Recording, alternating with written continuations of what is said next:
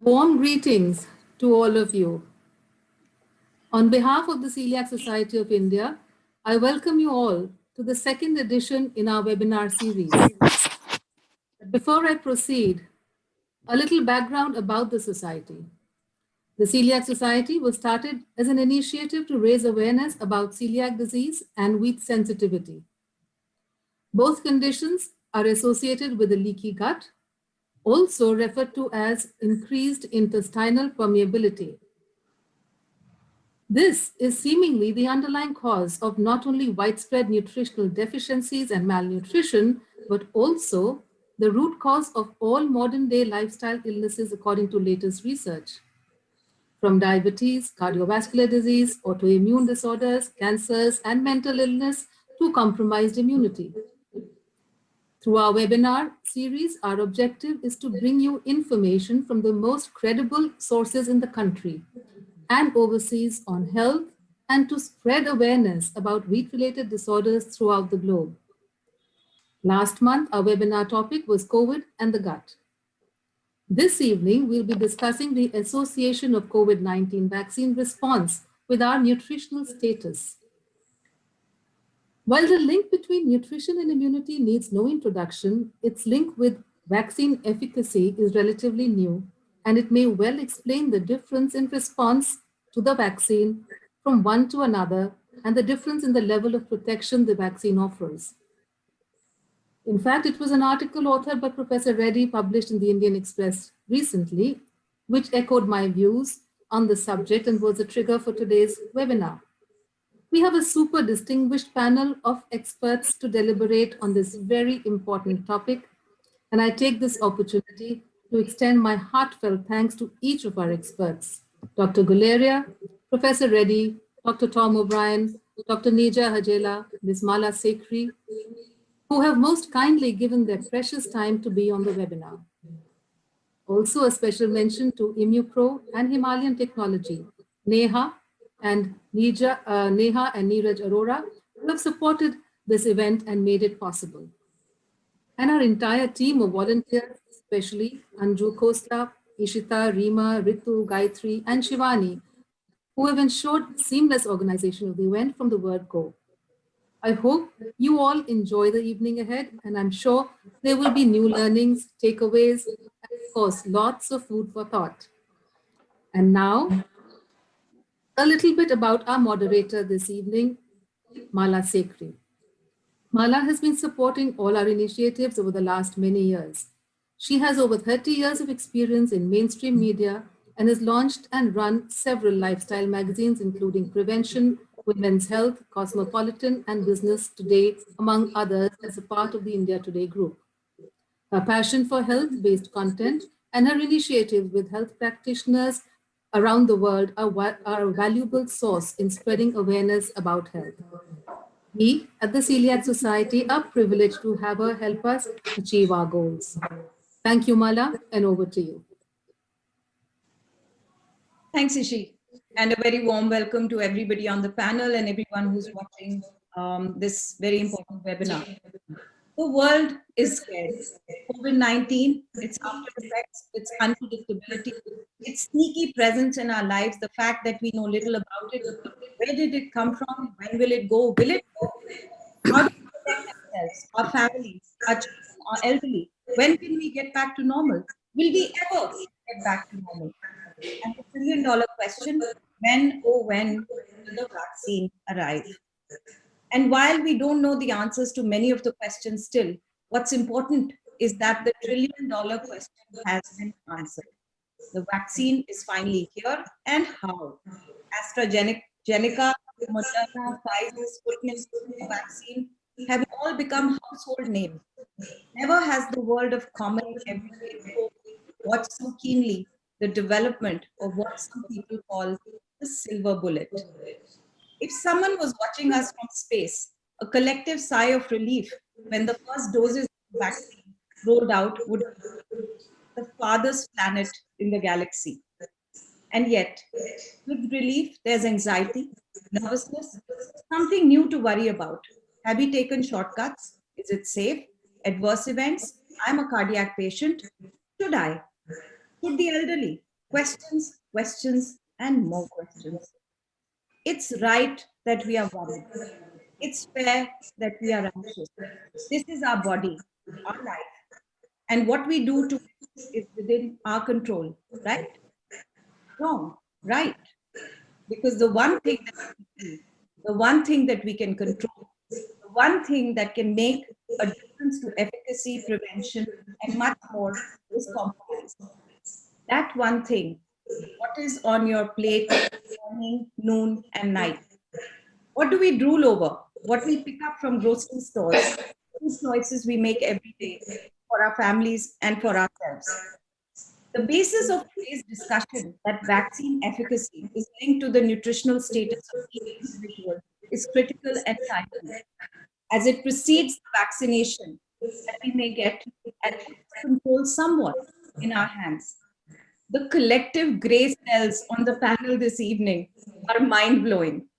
And the contribution of their valuable time today is something we should be grateful for, as I hope by the end of today's discussion, we will understand how to live the healthy life with and without COVID, safe in the knowledge that the vaccine, coupled with gems of nutritional wisdom, should keep us safe, healthy, and I would like to thank each one of you for joining us tonight. A brief introduction to our panel. Dr. Randeep Guleria has been an amazingly calming influence many nights on television throughout this pandemic. I, for one, have followed his interviews daily. His voice of balance and wisdom, coupled with his passion for spreading awareness and calming down paranoid audiences, gave a lot of solace in difficult times. Dr. Kuleria is the director of the All India Institute of Medical Sciences, New Delhi. He's also part of India's COVID-19 response effort. He's also the co-author of the book Till We Win, India's Fight Against the COVID-19 Pandemic, which has been published by India's leading publishing pedigree. Dr. Guleria, thank you for sparing time to talk to us tonight. Our second panelist, Professor K. Srinath Reddy. Professor Reddy has been a researcher, policy enabler, advocate, and activist who has worked to promote cardiovascular health, tobacco control, appropriate nutrition, chronic disease prevention, and healthy living across the lifespan. Having formerly headed the Department of Cardiology at AIMS and currently at the Health of Public Health Foundation of India, Dr. Reddy's unique bird's eye view on matters related to public health will provide valuable insight into the differences between nutrition and vaccine efficacy. Dr. Tom O'Brien joins us bright and early on his morning, our evening, all the way from Costa Rica. Thank you, Tom. As an internationally recognized admired speaker focusing on food sensitivity, environmental toxins, and the development of autoimmune disease, Dr. Tom's audiences discover that it is through a clear understanding of how you got to where you are that you and your doctor can figure out what it will take to get you well. Dr. O'Brien is considered a Sherlock Holmes for chronic disease. He holds teaching faculty positions with the Institute for Functional Medicine and the National University of Health Sciences. His 2016 groundbreaking book, The Autoimmunitics, winner of the National Book Award, outlines the step-by-step development of degenerative diseases and gives you to turn yourself around one step at a time.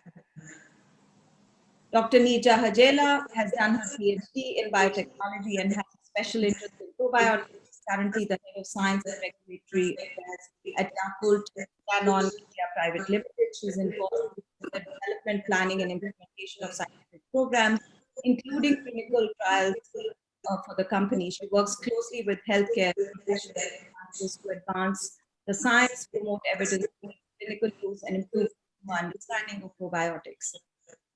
And finally, Ishi Khosla, the reason why we are all here, is a practicing clinical nutritionist, columnist, and author. She's actively involved in clinical practice at the Center for Dietary Counseling in Delhi, where she deals with a wide range of related health problems, including obesity, diabetes, cardiovascular disease, digestive disorders, food allergies, etc.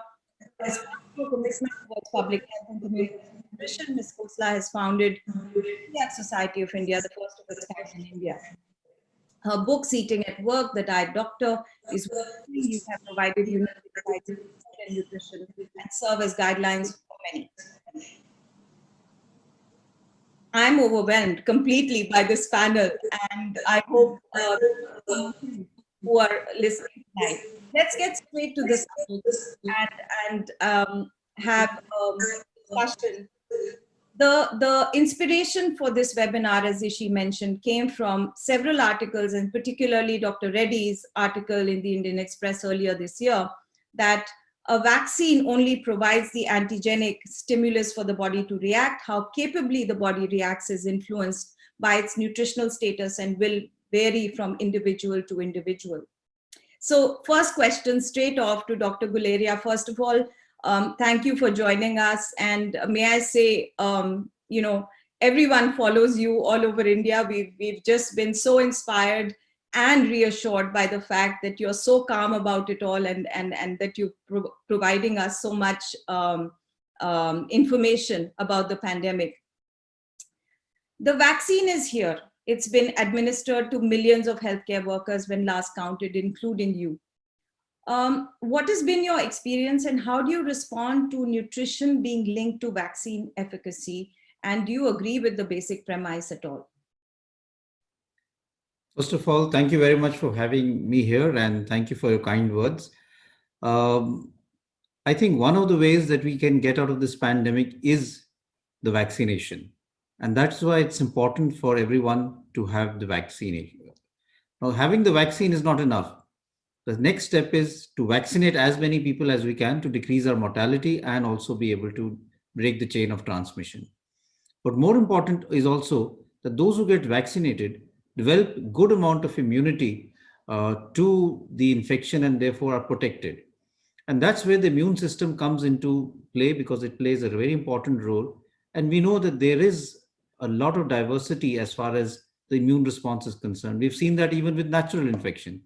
There are some people who get natural infection and have very little antibodies as compared to others who tend to have a very good antibiotic response. And therefore, we need to really look at strategies which can enhance the immune response to the vaccine. And that's where diet, nutrition, and other factors come into play. And I think this is something that we haven't really looked at because often we look at, let's say, the virus and the immune system, we don't look at the host factors. And nutrition is an important host factor that we need to keep in mind. There can be other factors, but I think there is data even if we look at other vaccines. Classically, if you look at the BCG vaccines, people whose nutrition was low did have lesser protection as compared to those who had a good immune system. And malnutrition is one factor which not only drives the tubercular infection, but also leads to less degree of protection that you get. So there is data which does support that nutrition does play an important role. This is a pandemic which has rapidly evolved. We're just a little over an year as far as this pandemic is concerned. We're still learning a lot about it. And I think we need to really keep factors in mind which are sort of correctable and which are not that, let's say, this is a low cost strategy, if I put it that way, which may go a long way in trying to really improve the outcome of the vaccine.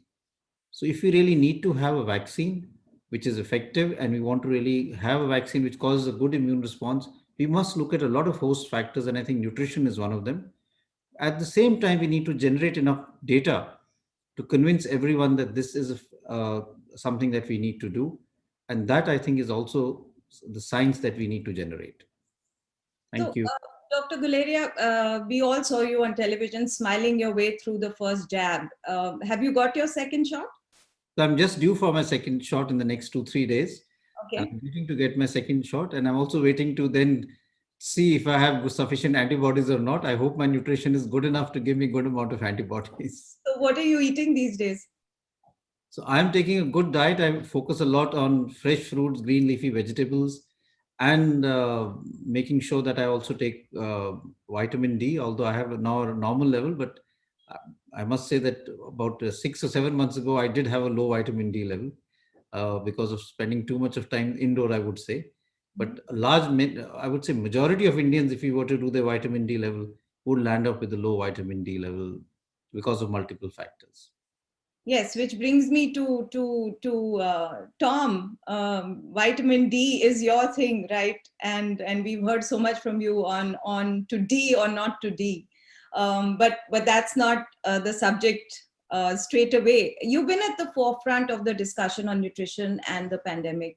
We've all seen your webinars, and we've been following you completely. What, in your view, Tom, would come in the way of having a good immune response post-vaccination? First, thank you to the Celiac Society of India for hosting this event, this very important event.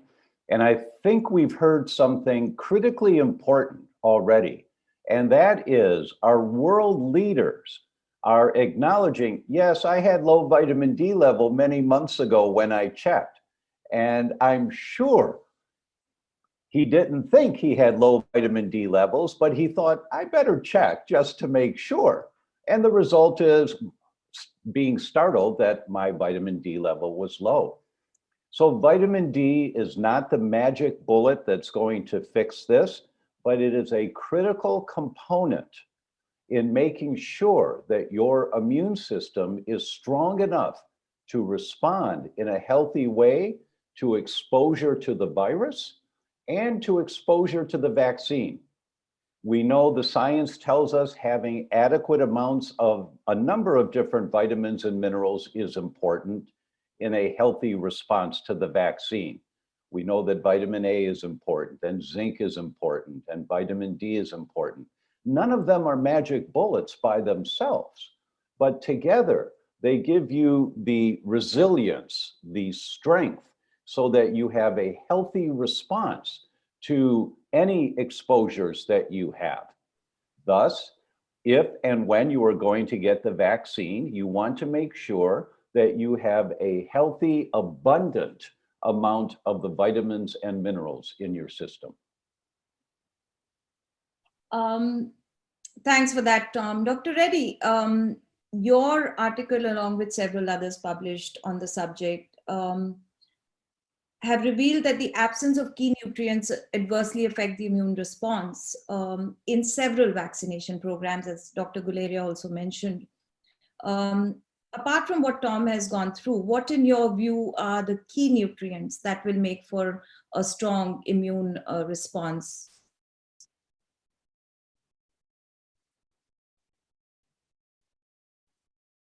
Can you hear me? Dr. Redding, you're muted. You're muted. Thank you. Well, given the fact that the antibodies are essentially proteins, protein deficiency definitely affects the immune response. Secondly, there are several vital minerals that also affect the immune response, like zinc and selenium. And some of the vitamins, apart from vitamin D, vitamin C also affects the immune response. And therefore, there are multiple phytonutrients which we actually ought to look at from fruit and vegetables, which act in unison. And in fact, it's their combined effect which is very helpful, even more than individual supplements. So while supplements may be useful, we should try and look as much as possible for the natural sources, because the interactions of the various phytonutrients are absolutely important. But we also recognize that in the whole process of building up immunity, even after a vaccination, it is the prior nutritional status as well as the nutritional status during that period which really matter. Firstly, if you have inadequate resources in the body to mount an adequate immune response, then you will have a depleted or a deficient immune response. Secondly, we recognize that it's not that we are acting alone.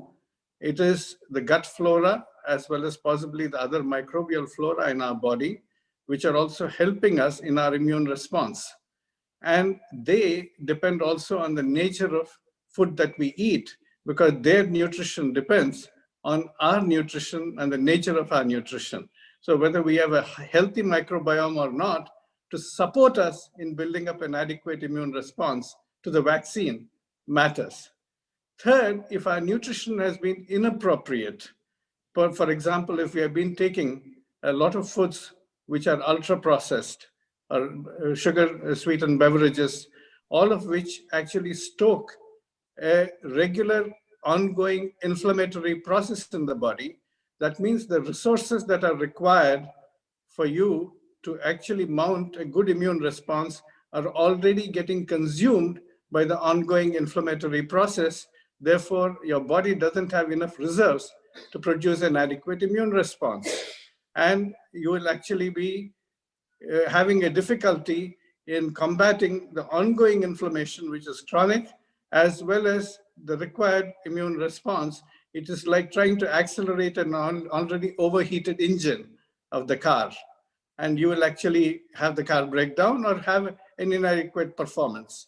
So I think the very important element for us to remember is that we need adequate nutrition, which is lifelong, over the life course, to build up that capacity initially. But even during the process of vaccination, prior to vaccination, between the two doses of the vaccination, if we do take care of our nutrition, it is very helpful. And the fundamental principles of healthy nutrition, according to me, and I am not the expert here on the panel on nutrition, but it is like the four legs of the dining table. So a good nutrition should stand on these four legs, which is balance, variety, regularity, and moderation, with a lot of plant-based foods, giving that dietary diversity and particularly bringing in all the essential nutrients in the right combination for the right kind of interactions to promote healthy immune response. That's getting me to Nija, actually, who's the probiotic expert, and you talked about the gut and the microbiome. Nija, your views on the subject? Nija, So sorry. taking forward from where Dr. Reddy left us, this last decade has been quite fascinating. We now know that we harbor 100 trillion microbes. They are 10 times more than the cells of the human body, and they have a genetic composition which is 150 times more that of the human body. So these microbes are found in almost every part of the human body, including your, vagina, the uterus. Initially, it was believed that the intrauterine environment was sterile, but today we know that even the intrauterine environment is bathed with microbes. And these microbes are essentially the largest numbers of these microorganisms are found in the gut, and they are referred to as the intestinal flora. Now, the point is, these microbes are absolutely crucial for the process of digestion of food, for the absorption of nutrients, and for building your immune system. Now, the question is, how is the gut linked to your immune system? You'd be surprised to know that about 70% of our body's immunity is found in the gut. The gut associated lymphoid tissue is 70% of your body's immune system. And therefore, the gut is also known as the largest immune organ of the human body.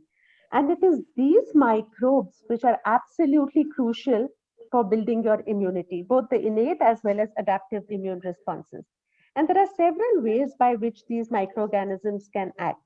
So they help in colonization resistance, they help in exclusion of pathogens.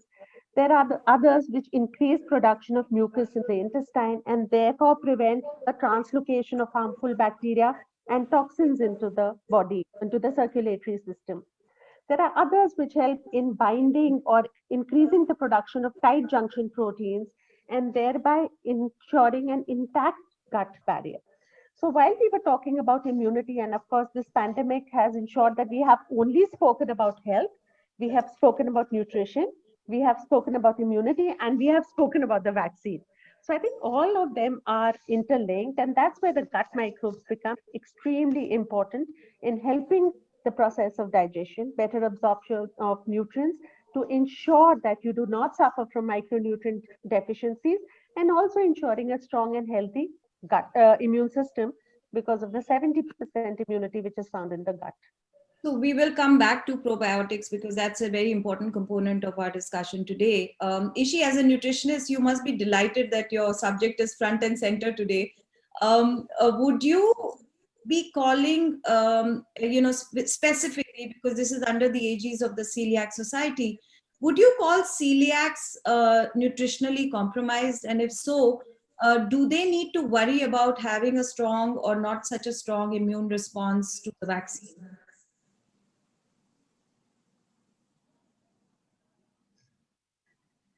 Ishi, you're on mute. You're muted. You're on mute. I said thank you, Mala, for asking me this question because it helps me take the points from all the other panelists to validate the premise that we're talking about. That there are studies to show that untreated celiac patients have a much lower response to the vaccine, any vaccine. Particularly, they've done studies on hepatitis, etc. And on the other hand, when you treat celiac disease, those who are on a strict gluten-free diet have an absolutely normal response compared to the healthy counterparts. So I think there could be no other case simply to show that there is a huge, and celiacs are all about compromised nutrition because it's where the gut is, there is villous atrophy, there is a leaky gut, and they have malnutrition and micronutrient and macronutrient. So it couldn't be a more clear-cut argument in favor of what we are talking about. So, Thanks, Ishi. yeah. I cannot resist doing this, Dr. Guleri. I hope you'll excuse me. It's taking away from the subject. The entire world is talking today about how India's cases are going down dramatically, and I was talking to some doctors in the United States, and they have various theories about it. But you are at the helm of it all, and I'm sure this is on everybody's minds. What do you think is going on?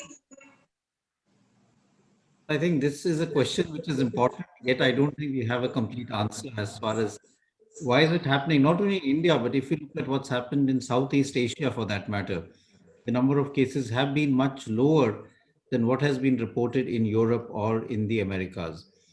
And there are multiple factors that have been put forward. Of course, one being related to our own immune response because of the fact that we do get exposure to a number of infections in the past, and it acts as a booster to our immune system. We have the so-called hygiene hypothesis, which says that our T cell response is much better. There's also the theory that because of the BCG vaccination, we have some degree of immunity because we know that BCG vaccine does provide some degree of broad antiviral protection also. Also, there could be some genetic factors that are playing a role because by and large have had less severe disease and the pandemic has panned out in a better manner for them, whether it be countries like Vietnam, Taiwan, parts of Southeast Asia and India for that matter, or our neighbors for that matter. So I think it is a research question which needs to be addressed because there is a differential behavior both in terms of mortality and in terms of how the pandemic has behaved. But again, I would just say that there's a word of caution here. Many people assume that we've got herd immunity to some extent, and that's why the chain of transmission has been broken and we are sort of done with the pandemic. This mistake was made by Brazil also, where they felt that now they had achieved herd immunity. And the city of Manas felt that they had more than 70% of individuals who had already got herd immunity, and therefore the pandemic was over for them. But the variant changed this all, and now they are seeing a huge surge in the number of cases. So I think we must respect the virus and the fact that this is a clever virus. It's a smart virus. It does fool our immune system. There are patients who you see who have no symptoms, are COVID-19 positive, and CT scan will show patches in the lungs. That means they have upper and lower airway involvement by the virus. They have a viral pneumonia, yet they will say that I'm totally asymptomatic and the saturation will also be on the lower side, yet they will complain of no symptoms. So this virus does know how to fool our immune system, and therefore we must be very cautious. But we've done well. There are multiple factors. I'm not saying that it's all based on our let's say immune and system and other things.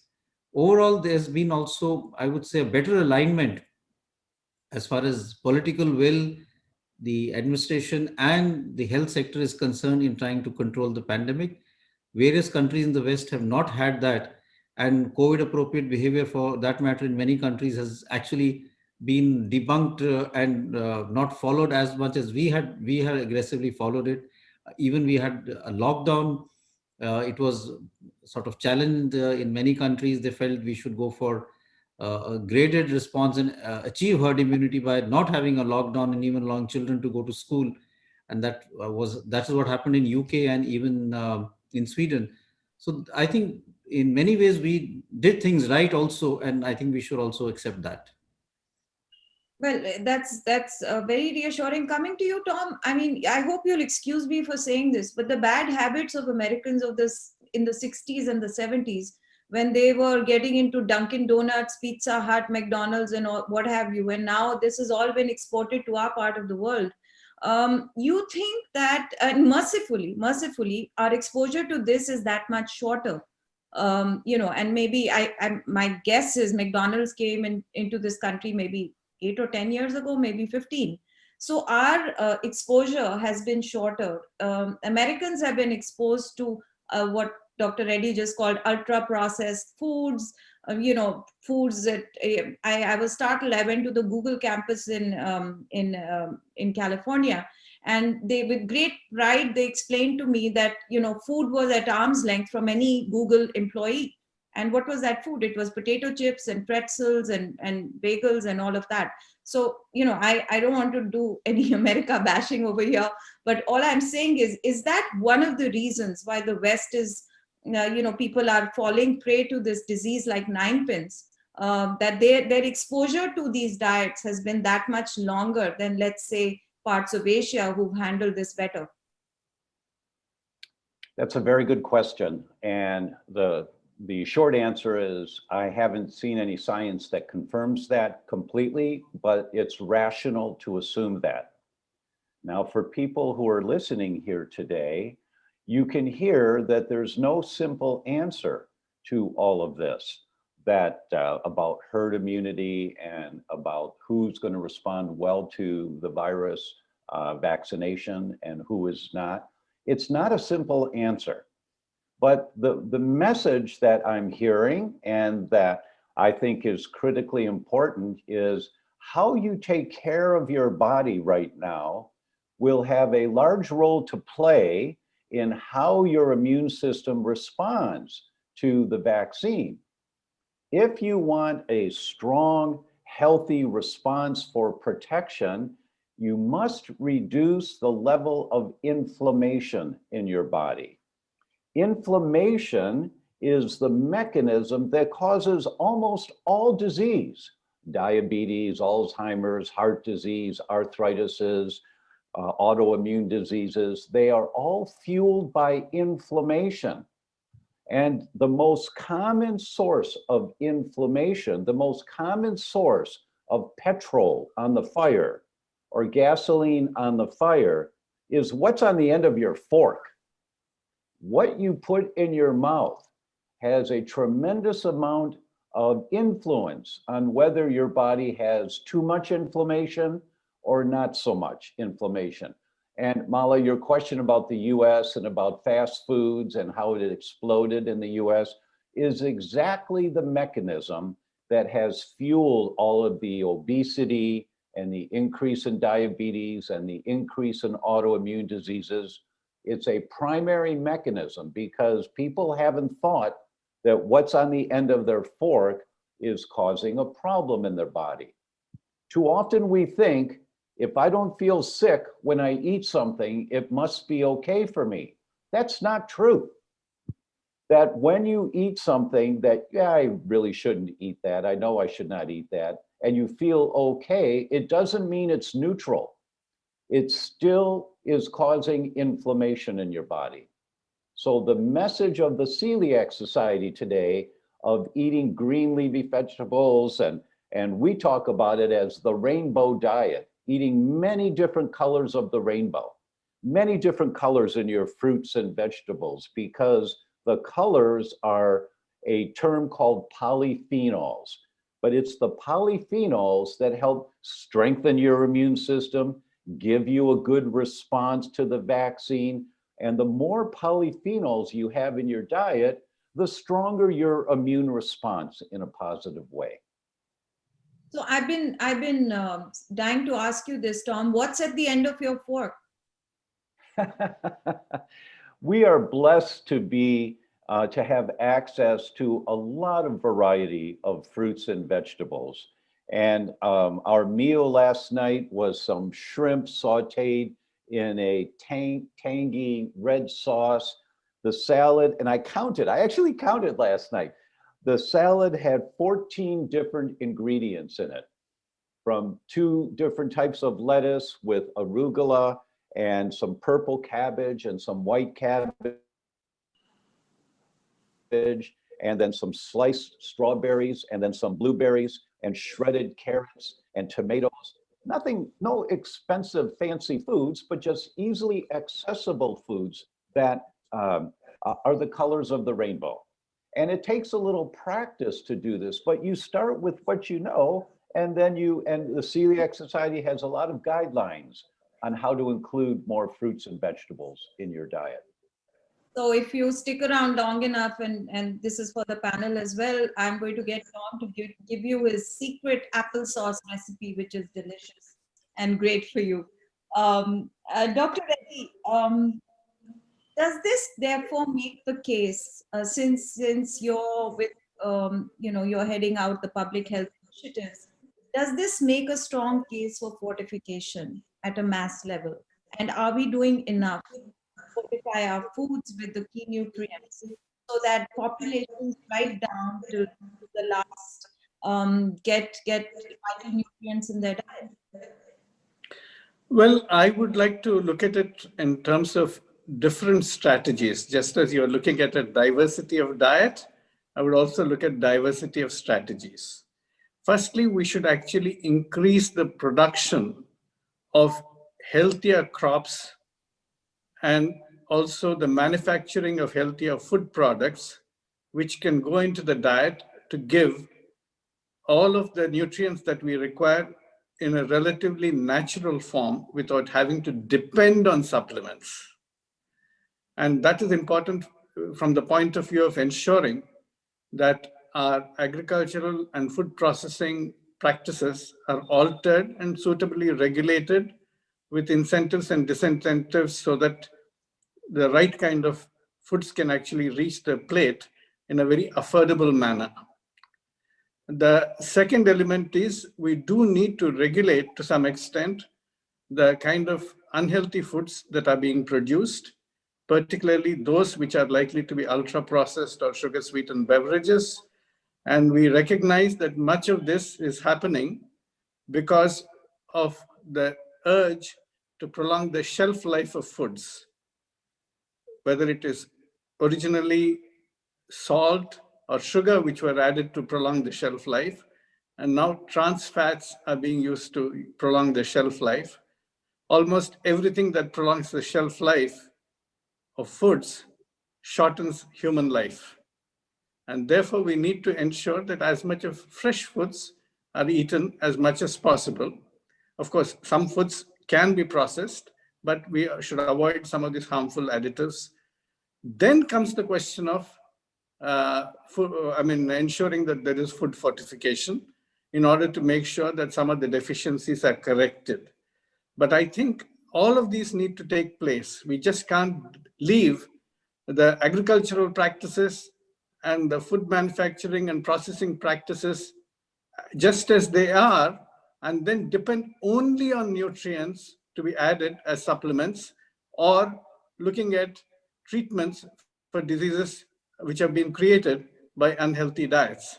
So I think we do require action all across the food chain.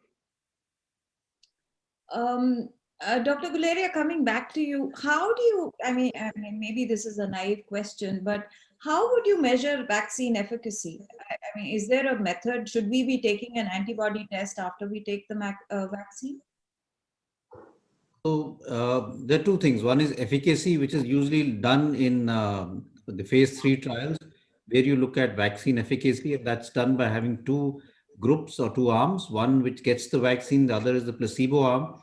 And then you see the number of events, you calculate the number of events that you would want for it to be statistically significant. Suppose it's 100 events, that is 100 people got COVID infection, and then you break the code and see how many of them were in the vaccine arm and how many were there in the placebo arm. And suppose there were 94 who got the infection in the placebo arm, and there were, let's say, 6 who got the infection in the vaccine arm, you could say that this is a 94% efficacy.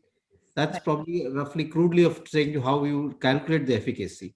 But more important, it is to look at what we call effectiveness. Effectiveness is something that you look once these vaccines are rolled out in as a part of general trials, where you don't have that much of control in terms of, like we mentioned, nutrition and other factors, and then you start seeing how effective is the vaccine. This is usually done as a post-marketing surveillance study. And really, if you want to look at that, then you will have to look at antibody titer. But the important issue to remember is what we really need to look at is neutralizing antibodies and also response. Good immune response, which is T cell mediated, even if your neutralizing antibodies come down.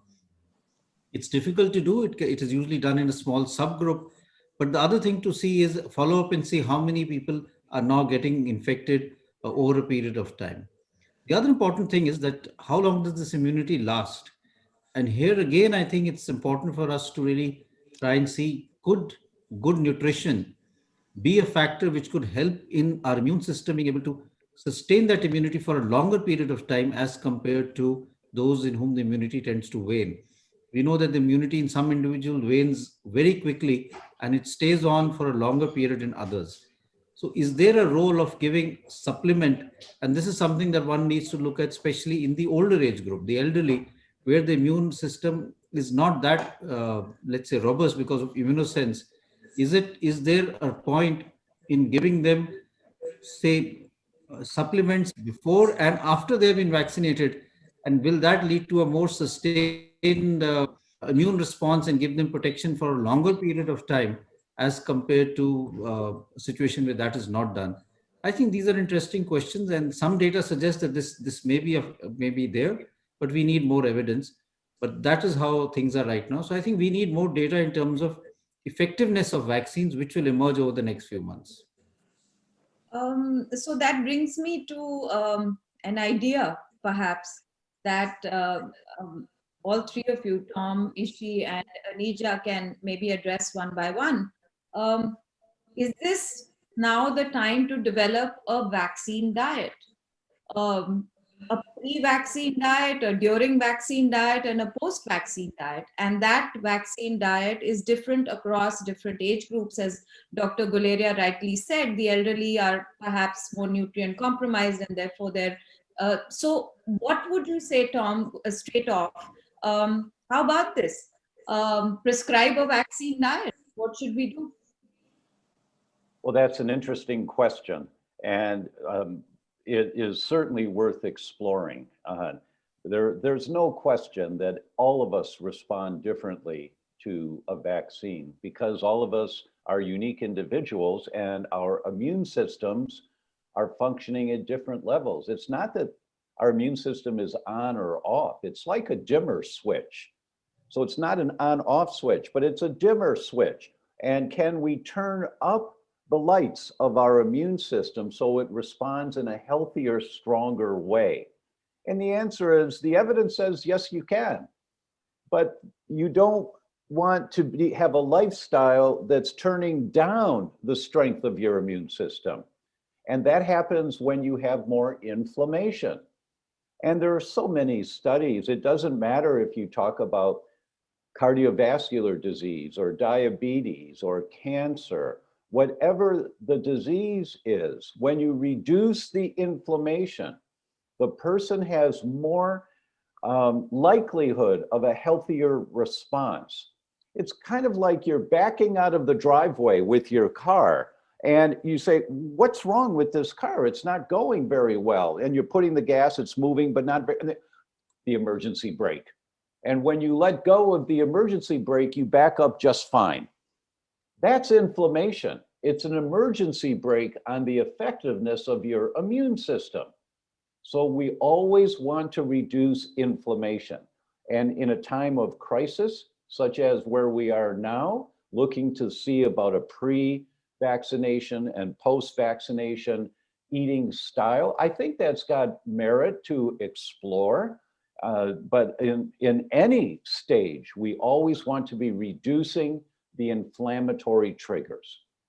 So just before I get to Nija and Ishi, and I'm going to come back to this vaccine diet because Ishi, I suspect that's what you're going to be doing for a few months. But Dr. Guleria, I just want to, since Tom talked about inflammation, I noticed that in this disease, one of the things that everyone was recommended to do when they had symptoms was to test inflammatory markers, right? And those markers determine the severity of the disease.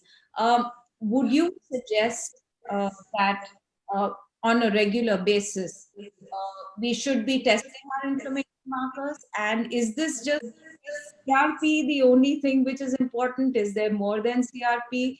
And how do I know basically that I'm inflamed? I think this is something that we need to really look at more in detail.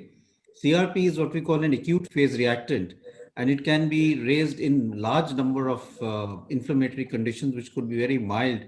You could have a sore throat, you could have a toothache, or you could have a serious illness and your CRP would be elevated. What really, and we've done a lot of studies on looking at CRP, what we found is that a decline in CRP, which occurs rapidly after a problem, is something which helps to predict how you will respond. So if your CRP continues to be high after an illness, it really is not a good thing. But if your inflammation comes down quickly, it is a good prognostic sign. And this we've seen not only in the ICU setting, but even in an outpatient setting. But whether to follow up to do CRP regularly in every individual on a long-term scale, I don't think that there's enough evidence to show that that will really help. But we should realize that yes, inflammation is an important part in our system. It does drive a lot of diseases, but it also helps in protecting us from many diseases per se. And therefore, a right balance is what is important. And this is classically that what happens in COVID. You start off with the body's immune system reacting to try and decrease the viremia and control the viral infection. But then in some individual, it goes overboard and you have a hyperinflammatory response, which we call the cytokine release syndrome. And you have this huge rise in your CRP, your other levels, ferritin, IL-6 levels go up really almost 10 times what you would expect to be normal. So that is what causes more and more harm. The virus has actually gone away, but now your inflammatory reaction is causing more damage to the body than what it would otherwise do. And that's why steroids have made such a big difference. They've become standard of care in those people who have more severe disease, who require oxygen or are critically ill. Because the which is now causing more damage than what the virus was doing, which was there in the early stage. So balance has to be struck as we need to do in all situations so that we use inflammation to help us when it's needed, but we also understand that inflammation going on for a long period of time, whether it be infectious diseases or non-infectious diseases, can really be more harmful than beneficial. So, since Dr. Guleria talked about steroids, and I want to couple the question, um, Nija and Ishi both, the effect of steroids, and people have been on long-term steroids through this disease. I know of people who've been on it on steroids for more than a month or 2 months. And while it is helping control inflammation, there are a lot of side effects of steroids which also need to be taken care of and maybe helped by a supportive diet. So both in terms of helping you recover from COVID and from the effects of the medication that you've received, or a pre-vaccination diet, Nija, what role do you think would probiotics play in both cases? Yeah, so basically probiotics are uh, the beneficial bacteria which have been scientifically tested to reach your gut or your intestine alive, improve the intestinal environment, and therefore increase the healthy or the beneficial microbes in the intestine. Now, when we were talking about the gut flora, the intestinal flora is made of both the bad and the good. So the bad, of course, weaken your immune system, increase risk of infections and cause disease and all of that. But it is the good ones which help in a proper intestinal function, digestive system, and also help to augment your innate and acquired immune responses. Now, because of our lifestyle, because of our food choices, we've been hearing a lot about it, because of so much of stress, these good ones, they generally decline in numbers, and it's the harmful ones, which take over. So probiotics are bacteria which are scientifically tested to reach the intestine alive in large numbers, more than 1 billion, to create a favorable gut environment and increase the beneficial microbes. And by doing that, they help in reducing inflammation. Most probiotics produce anti-inflammatory cytokines. They help in reducing the chances of a leaky gut because they upregulate something known as tight junction proteins and ensure an intact gut barrier. There are probiotics which can increase mucus production and again prevent bacterial translocation. And of course, we have those which produce antimicrobial peptides like bacteriocins and defensins, which inhibit the growth of or decrease the growth of harmful bacteria. So the harmful bacteria, when they increase in numbers, they have a cell wall coating called as lipopolysaccharide. And excess amount of lipopolysaccharide in your circulatory system causes inflammation, and that inflammation is probably linked to several other disorders. In fact, taking this just a little further, I have read a paper by Dr. Brett Finlay, where I was reading that, talking about the efficacy and effectiveness of vaccines by Dr. Guleria, they have shown that people living in developing countries with poor sanitation, poor hygiene, malnourished children, they develop a condition of environmental entropy, which is basically morphological and functional changes in the intestine, where the intestine has blunted villi and inflammation. And therefore, the uptake of vaccine in a country like ours is going to be much lower than what we could expect in a developed countries. For instance, oral polio vaccine, you required several doses in a country like ours, especially in UP, where the efficacy was only 9%, whereas in countries like North America, it was about 50%. So clearly there are differences because of our living conditions in the uptake of vaccine efficacy. And I think Dr. Guleria would be the best person to, help us to shed more light on that. But that's what I have read. And I was just wondering how we could kind of, So, Ishi, your next book is The Vaccine Diet? Ishi?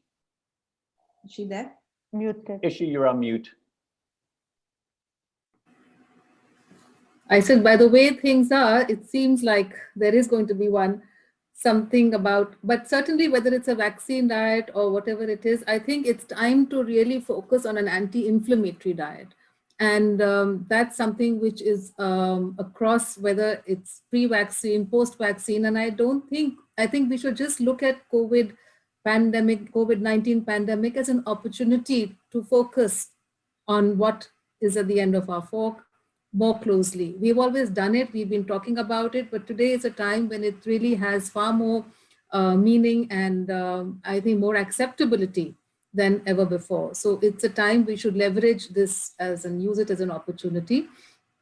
And talking about the inflammation, there are studies also to show that obesity, which is an inflammatory condition in itself, whether it's caused by inflammation or the effect of obesity, it is inflammatory, and people with obesity should definitely show a lower response to antibodies and after vaccination.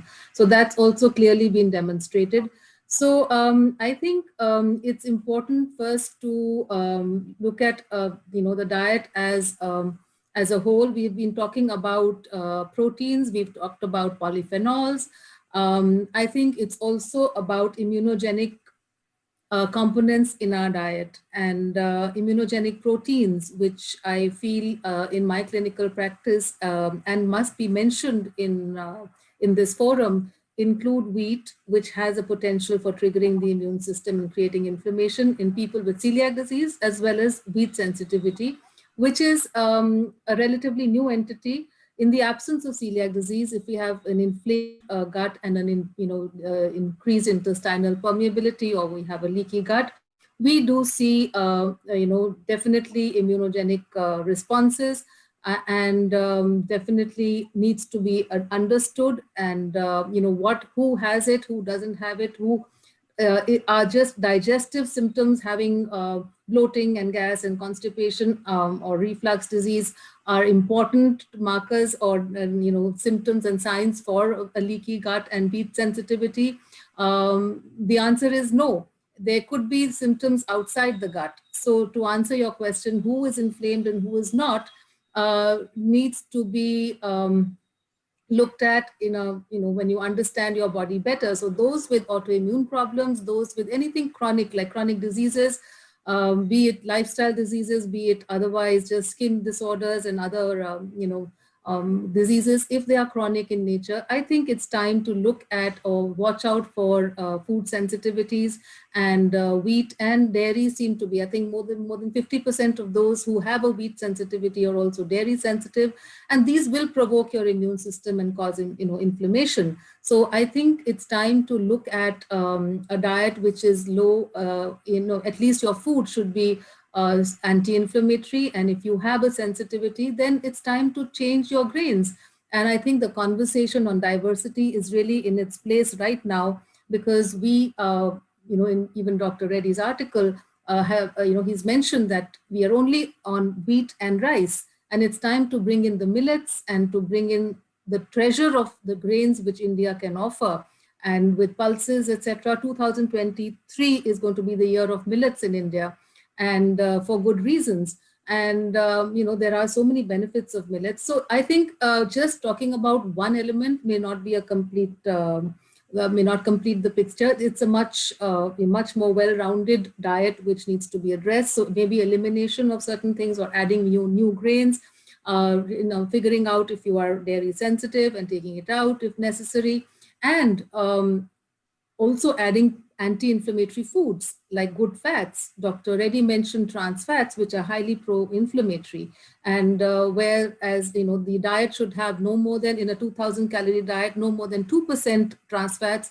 The fact is that average Indians have about 30 to 40% trans fats. So you can imagine the conversations on fats can be so compelling, and a compelling need to change that. And we have laws in place now coming up more strictly on trans fats. And so the use of anti-inflammatory fats, which are omega-3 fats, which again, we have a very skewed ratio of N3 and the N3 and N6 ratio is very, very skewed, which makes it pro-inflammatory. So getting good fats in and not fearing fats, getting the mustard oils in, getting the sesame oils, and getting the flax seeds and the chia seeds and all of those good fats, which need to be there in adequate quantities to improve the ratio. So whether it's the grains or the fats or the sugars which need to come down, or to increase the polyphenols, all of these are very important, and taking adequate quantities of proteins. And lastly, I would always look at we have lifestyles, anti-inflammatory lifestyles. We should talk about yoga and aerobic exercise, meditation, sleep. And if we don't have the right balance of all of these, or if we don't have enough sleep, it is pro-inflammatory. So we do need to talk about the diet and the lifestyle as well in this context. And I would just say, add another element, which is very traditional to our, to India and our culture. And it's very fashionable these days to talk about fasting. So, whether it's intermittent fasting or whether it is alternate day fasting, they have their merits in reducing inflammation in the body. And I think the alternate day fasting is a scientifically proven method of increasing polyphenols in your diet. It's all about having just plant food, vegetables and fruits every alternate day. Such a simple thing to do. And it's once you get into a habit of doing it, maybe 3 times a week, you are certainly going to shoot up and boost your antioxidant status and your polyphenol status. So, so these practices also should be, part of the narrative on when we're talking about a vaccine diet or anti-inflammatory diet. And we've already spoken about pesticides, and we've talked, the organic, the issue of lesser poisons, which the gut flora doesn't like, and makes it more leaky. So yes, so it's, I think, just one single point is not going to do it. And I'm still going to take one more minute on talking about adequate nutrition, the micronutrient deficiencies which we are seeing, whether it's vitamin D, whether it's vitamin B12, iron, zinc, vitamin C, all of these seemingly, and magnesium. There are plenty of more to talk about, but certainly if you have a leaky gut, you have a compromised, level of micronutrients, and we see that. And just simply supplementing, just simply fortifying is not going to crack it, is not going to do it unless we correct the leak. So going down to the fact that there is malabsorption, if there is a leaky gut, we need to go to the root cause for the malabsorption, and only then will we cover or have optimum nutrition and be able to have a resilient or robust immune system. So in the land of sunshine, we have vitamin D deficiency. And if we don't understand, and I see that in clinical practice, in my patients, when I fix the gut, when I'm able to get to the points where I'm eliminating gluten or whatever needs to be done, their vitamin D levels don't fall. They remain where for a year or so with the supplement which has been given, and we brought it up. And if they remain on a good lifestyle, we pretty much manage optimum levels. And where it doesn't happen, the levels again fall. So, these are conversations which we can have, or, go on and on. But certainly we do see these things. So it needs to be somehow a part of the public health initiatives that we have. So basically, just for the information of everybody on this webinar, we will be doing a handout of a list of polyphenols and what the sources are. So gluten out, dairy out, you can fast, don't eat. And more bad news for some who are watching. There is a Russian government advisory to avoid alcohol 45 days prior to the vaccine. Dr. Guleria, are you going to be issuing some advisories regarding, nutrition or otherwise before the general public starts getting their vaccine? So I don't think there is going to be, as far as I know, any official advisory in terms of diet is concerned, but the focus, as we've been saying, has to be on a good nutritious diet and looking at supplements. And I think that is more important when we start talking of the elderly age group, because for them, we are worried about the immune response that they may get up and how immunogenic the vaccine will be when it's given to the elderly. And therefore, it's something that one could advise, but I'm not sure whether we could say that there would be an advisory that would come out from that point of view. But I do agree with the point that we really need to focus on a lifestyle modification. So it has to be a holistic approach.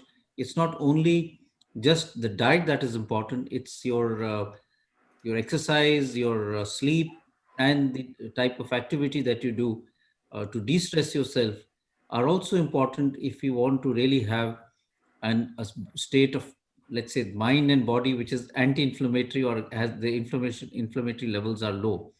And there is enough data. I mean, we've done studies on patients with sleep apnea, and we found that patients with sleep apnea had very high levels of inflammatory markers, and there was a direct correlation with that and metabolic syndrome, whether it be fatty liver disease, whether it be associated insulin resistance, or various other factors. So there is definitely a whole paradigm of diseases which are developing because of lifestyle, and nutrition is one part of it, but there is also a change in our overall degree of physical activity and the type of work culture that has developed, which also needs to be addressed when we start talking of good amount of immune response, whether it be for the vaccine or to prevent a large number of non-communicable diseases. So I think there is a need to develop a holistic response and guide people in that respect. And as has been said, COVID-19 has given us an opportunity to do this, because for many people, it put health on the center stage, and many people became health conscious as far as preventive health was concerned. So whether it be yoga, whether it be exercise, whether it be the diet, whether it be taking all their supplements, all of that became more important during the pandemic than ever before. And we really need to now, push it further so that it becomes a regular thing rather than something which happened only during the pandemic. Dr. Reddy, you've talked about diversification of staples, of crops, etc., and crop rotation. Um, for population, where regions are used to eating certain type of staples, so the rice eating population or the wheat eating population, is it practical to suggest crops other than what they've been used to? And is there any work going on in this area? Well, many of the changes also came in not very long ago. For example, it was the PL 480 wheat imports that actually changed a lot of the dietary pattern. The Green Revolution changed the dietary pattern with a great dependence on rice and wheat. And the nature of rice also changed from unpolished rice to polished rice. So a lot of changes have actually happened in the last 60 to 70 years. It's not as though we have been eating polished rice and wheat for ages and ages in abundance. So it is the loss of our dietary diversity which is a more recent phenomenon. And it can be actually restored with appropriate policies. If you actually subsidize healthier foods and ensure that there is a higher pricing of unhealthy foods through your taxation system, then you can actually make healthier foods more affordable and easily available. So we do require some of the policy changes.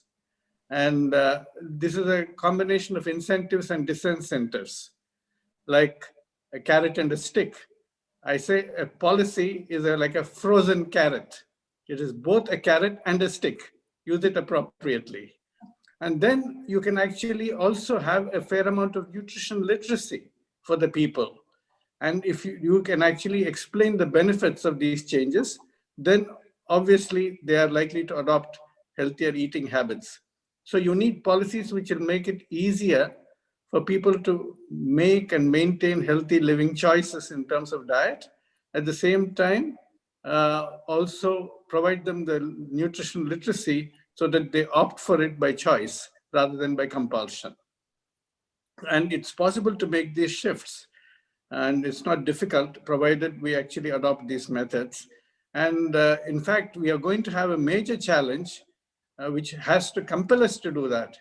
Because with climate change and global warming, we know that rice and wheat, which are already being produced almost at the very upper limit of temperature sensitivity, even if there is a 1 degree further rise in temperature, there'll be a 10% fall in the yield of staples like rice and wheat. And therefore, even from point of view of climate smart agriculture, and also to reduce some of the climate change accelerating effects of our food and agricultural systems, we need to reorient them. And the best way to reorient them is to make them much more nutrition friendly by building in a great deal of crop diversity and dietary diversity, which will actually enable us to reduce the inflammation that we have all been talking about and build our innate immunity to much higher levels. Tom, there's a lot of talk on the fact that foods are stripped of their nutrients, and increasingly the foods that we are eating are nutritionally much weaker than what used to be available earlier. Um, is that a case for supplementation, or you think we can get nutrition? I talk to a lot of people who say, you know what, supplements, throw them out of the window because you get everything from your food. And then there are people who say you're not getting everything from your food. So what is your position on food and supplements working together? Well, that's a really good question. And the goal is that we get the vast majority of our nutrients, our vitamins, our minerals, our micronutrients from our food selections. That is the goal. And if there's one thing that people walk away today from this event. I mean, when Ishi was talking, I was overwhelmed thinking of all the different topics I have to address now in my life if I were a listener. And she's so accurate on all the different things to do. But if there's one thing you're going to do, it's to eat the colors of the rainbow. Make sure you're getting more vegetables and more fruits in your diet, because when you fill up on vegetables and fruits, then there's not so much room for the fatty foods, the bad fats and the potato chips and the popcorn. There's just not enough room if you're eating more of the vegetables and fruits. And there's no question, there are many studies that have shown the quality of vegetables being grown today at the mass scale, that our scientists have been working with the crops to generate more tonnage per acre, more product per acre, and more pest resistant. And sometimes, as they've been working with changing the apples or changing the wheat plant, you lose some of the nutrients as a result of making a plant that produces more tonnage per acre. So yes, your question is accurate that the quality of the food that is available today in general is not quite as high as it was a couple of decades ago. With all of that said, though, the more you focus on the colors of the rainbow on your plate for you and your family, that is going to give you more bang for your buck than most anything else you can do. Supplements can be helpful, and I've used supplements for 40 years. They have done tremendous benefits for people, but you can't live on supplements. You have to live on food. But if you are in a state of deficiency, and most people are, and that's where you get the inflammation and a poor immune response, is if you are in a state of insufficiency or deficiency, supplements will be very helpful. And for a period of time, they may be very helpful. We know that. But once again, for everyone here today, my prayer is that you walk away with the declaration, I'm going to include more colors of the rainbow on my plate for me and my family. If that's one thing you walk away from, it will help your immune system to have a good response to this vaccine. So when you talk of colors, Tom, I just want to clarify for the benefit of who's listening. Does this include spices and cereals, or are you talking only about fruits and vegetables as different colors? Oh, thank you. No, it includes the spice, critically important.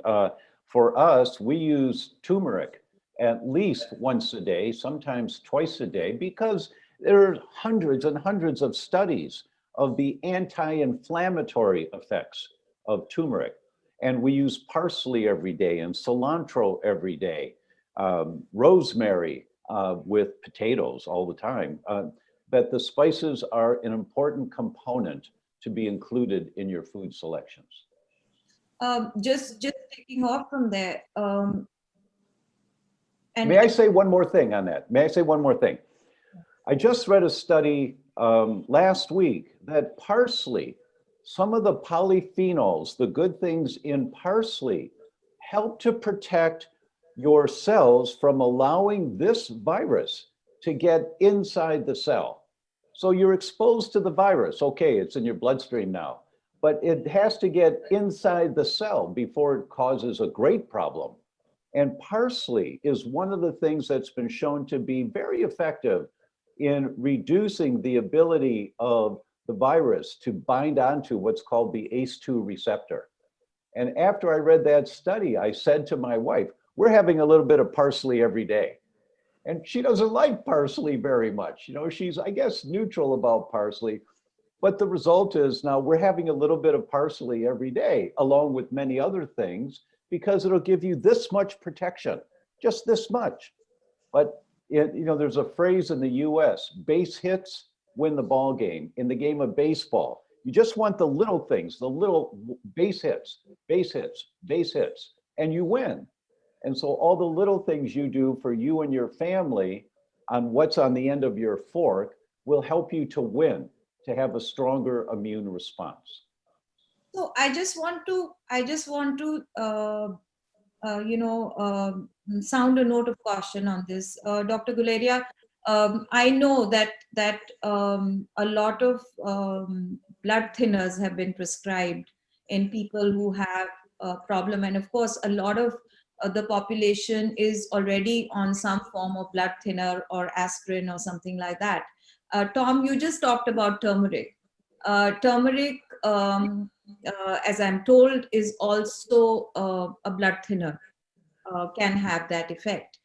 How do you, one hand you're on medication, on the other hand, there are foods that are being prescribed, which may mimic the effects of the medication. How do you ensure that you don't, go overboard or you land into trouble? Dr. Guleria, do you have a view on this? And we can come back to Tom. I think what we've sort of overdone the contraindications or the precautions that we need to take during for the vaccine. Vaccines are safe and we've been giving them for now so many decades without any problem. And whether it's a blood thinner or any other medication that you're on, they are effective. The only issue with blood thinners, I would say, not with antiplatelet drugs like ecosprin or clopidogrel, but more with anticoagulants like heparin or the oral drugs is usually that you may develop a small swelling or a hematoma at the site of infection if you have a higher chance of bleeding. But otherwise, there's actually really no contraindication. And when you're looking at natural products, I think the chances of you having a significant contraindication for that is not really there. My experience is that people who have comorbidities would be taking many drugs, but they also are the high risk group. So you can't really exclude them because of all of this. They are the ones who should be the first one to be vaccinated because of the fact that they can get more severe disease.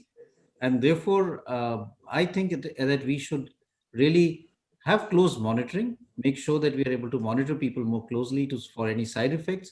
But we should actually vaccinate all individuals, irrespective of whether they are on blood thinners or not. Tom, would you comment on foods mimicking some effects of medication?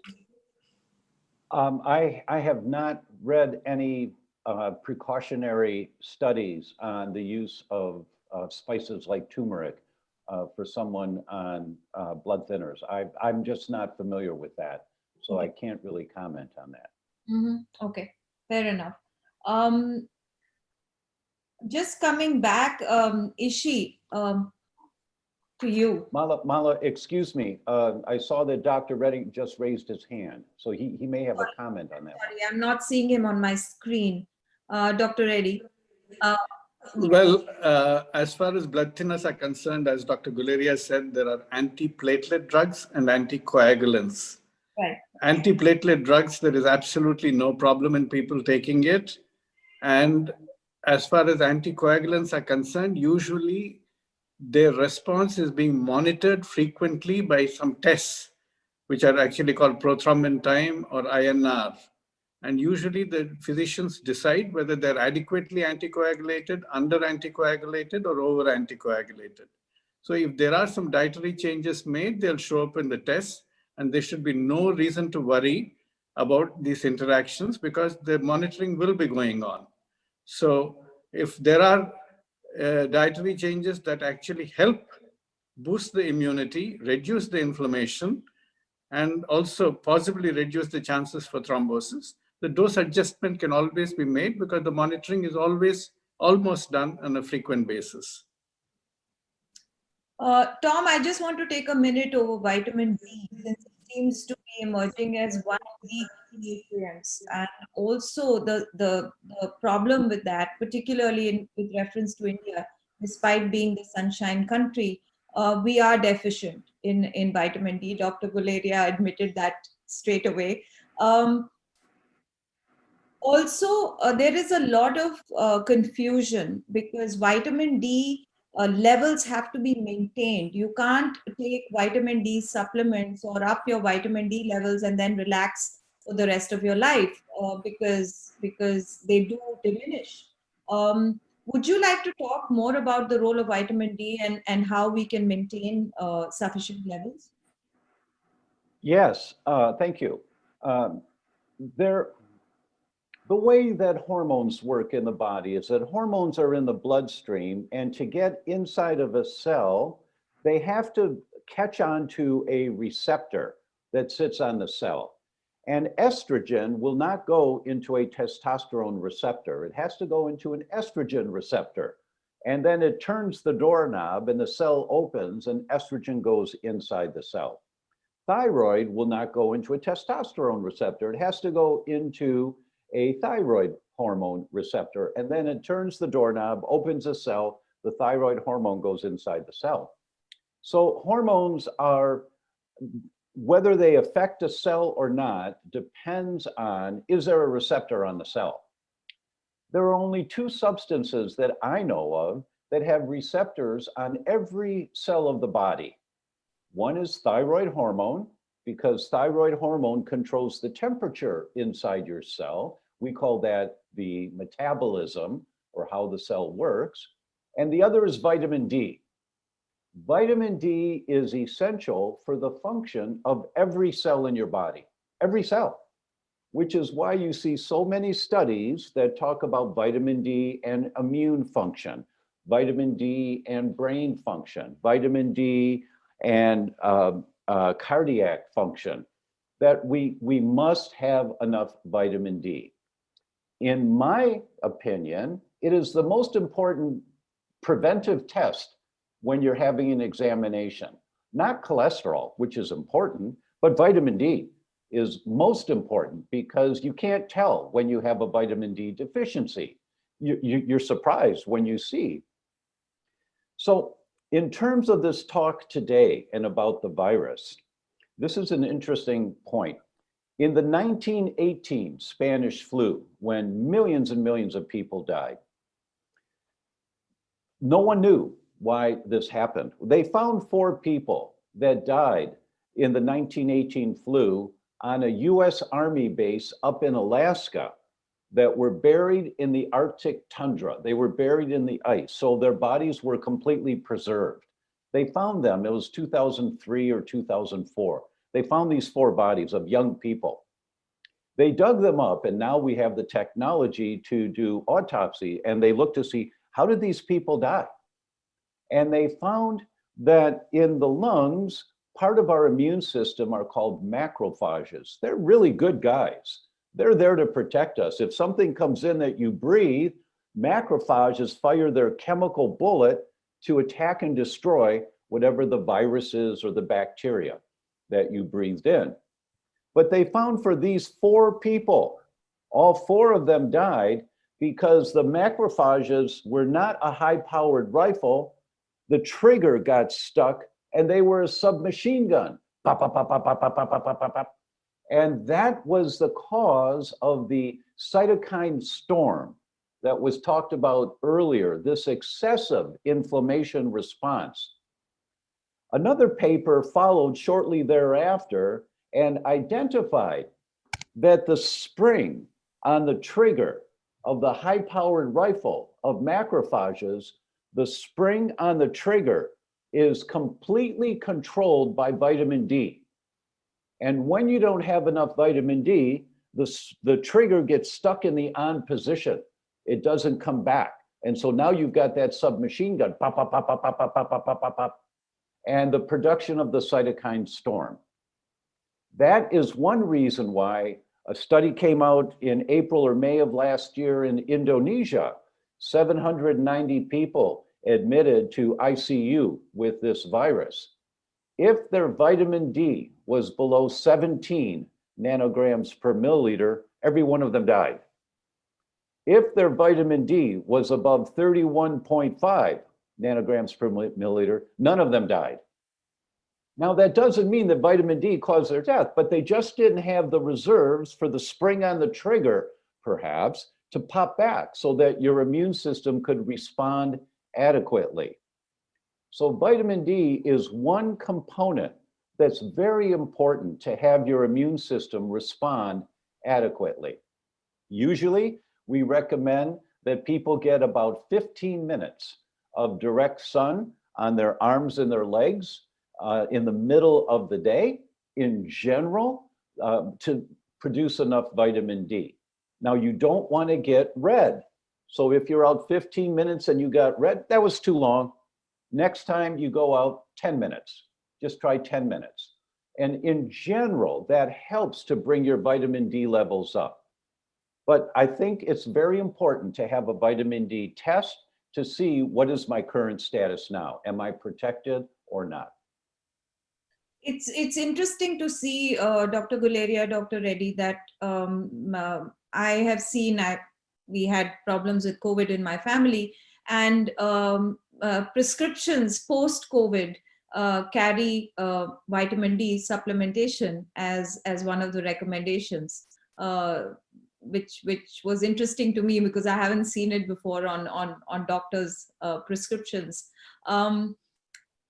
How are we doing for time? I'm thinking we've overshot. There are hundreds of questions that I have, and I know that the audience has. I'm just going to take a few audience questions right now. Dr. Guleria, one of the questions that's coming up is how long after the vaccine do we need to practice social distancing and masking? So I think it's important to understand that how does the vaccine protect you? Does it protect you from infection, or does it protect you from disease or getting really sick? So the vaccine does protect you from getting disease or getting sick, so that you won't have to go to hospital or land up in the ICU. But depending on your immunity, you may have mild infection and you may be infectious to others during that time. So you may have got the vaccine, you come in contact with a person who is COVID positive, get the virus in your upper airways, in your nose, and you may still be able to transmit the infection to others, but your immune system doesn't is robust enough because of the antibodies produced by the vaccine to protect you and not let the virus replicate that much and really cause a big inflammatory response. So therefore, even after getting the vaccine, to protect others, physical distancing and wearing a mask will really important. And I think we have to continue that for many months, even after the vaccine, till we know how the pandemic really pans out. That is something that we will have to do. There's a question for Neerja. Neerja, would you suggest taking a probiotic every day, or it should be a combination of pre and probiotic? This is a question from Neeraj. Yeah, so basically a probiotic or a prebiotic, they work by changing the composition of the intestinal flora and increase the good beneficial bacteria and decrease the harmful ones. So it's very important that whatever you're consuming, whether it is a probiotic or a prebiotic, should be scientifically validated for its health benefits. It could be a probiotic, it could be a prebiotic, but anything is fine. So you could, but it's just important that probiotic are live microorganisms. So these bacteria are strain specific. And therefore, whichever the product, it should be scientifically validated for its health benefit. And a prebiotic, which is going to do just the same, also must be scientifically validated. Okay, Tom, there's a question here which says you have talked about dairy, or I think she talked about it, but this question is addressed to you. You talked about dairy not, being inflammatory, and yet there's yogurt, which is said to be a powerful probiotic. Should you eat yogurt or not? Not everyone is sensitive to dairy, but as Ishi said, if you are a celiac, 50% of those people, according to the studies, are, and they must avoid dairy. Dairy is a food that has been around for hundreds of years, of thousands of years, but mass produced now for quite a while, and we've all grown up with it. But many people have a sensitivity to dairy. Yogurt is unfortunately, the bacteria doesn't grow very well in homogenized milk. Once you've homogenized the milk, the bacteria won't grow. So they'll put the bacteria in the yogurt in the manufacturing facility, and they'll say it's got 5 billion units. And it does. But then it gets stored. Then it gets shipped to the local supermarket where it's stored and it gets on the shelf. And then you purchase it and you bring it home and it stays in your refrigerator a few days. That the amount of live culture in yogurt is partially dependent on when was it manufactured as to how much live bacteria is still in there. So it's not the best way, unless you make your own at home. If you learn how to make yogurt at home, and it's not difficult to do, then you've got robust, abundant yogurt. We use coconut milk to make our yogurt with. We don't use cow's milk. And there are easy recipes that you can get for that. But in terms of inoculating with the good bacteria, which the goal of yogurt is to inoculate you with the good bacteria, we recommend you eat fermented vegetables. And you have perhaps a tablespoon every day. And so we tell our patients, in your refrigerator, Mrs. Patient, I want 5 different types of fermented vegetables: kimchi, sauerkraut, miso, fermented beets, curry flavored, whatever you like. And every day you have 1 forkful for you and your family, because as vegetables ferment, they produce the good bacteria in abundance. But you don't want to eat just one type of fermented vegetable, because everyone is different, and your gut, a healthy gut, has the diversity of a microbiome. So you don't want to just inoculate with one type of bacteria or one family of bacteria. So you alternate every day. Have just a forkful, it's plenty. So in terms of, should I eat yogurt, should I not eat yogurt? It's not the safest for people, and it's not the most potent, but if you don't know if you have a dairy allergy or not, it's not the worst thing for you. But to reduce inflammation right now, it's better to find other sources. Okay, in the Indian context, in the place of fermented vegetables, maybe gobi shalgam ka achar, Ishi? Ishi, you're on mute. Muted. Muted.